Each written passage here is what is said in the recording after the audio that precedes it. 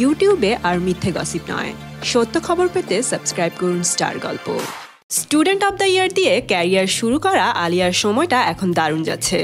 Box অফিসে তার গালিবাই সিনেমাটি ভালোই রাজত্ব করছে। এরই মধ্যে ব্রহ্মাস্ত্র ও কালাঙ্ক নামের দুটি মুভি তার লিস্টে যোগ হয়েছে। যা নিয়ে দর্শকের আগ্রহের রেশ কাটতে না কাটতেই এবার খবর এলো মাউন্ট এভারেস্ট জয় করতে যাচ্ছেন আলিয়া। তবে সেটি বাস্তবে নয়, বলিউডে নির্মিত হতে যাচ্ছে অরুণিমা সিনহার বায়োপিক নিয়ে সিনেমা, আর সেই চরিত্রে অভিনয় করছেন আলিয়া ভাট।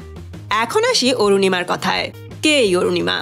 অরুণিমা হচ্ছেন বিশ্বের প্রথম মহিলা যিনি একটি পা দিয়েই জয় করেছেন মাউন্ট এভারেস্ট সহ 6টি পর্বতচূড়া। আর আরেকটি পরিচয়, তিনি ছিলেন ভারতের জাতীয় ভলিবল দলের খেলোয়াড়।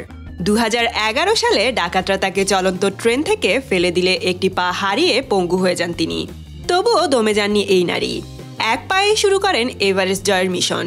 2014 সালে পৃথিবীর প্রথম অ্যাম্পুটেড হিসেবে এভারেস্ট জয় করেন। তারই আত্মজীবনী born again on the mountain, a story of losing everything and finding it back অবলম্বনে বানানো হচ্ছে এই সিনেমাটি। অরুণিমা চরিত্রে অভিনয় করার সুযোগ পেয়ে বেশ এক্সাইটেড আলিয়া।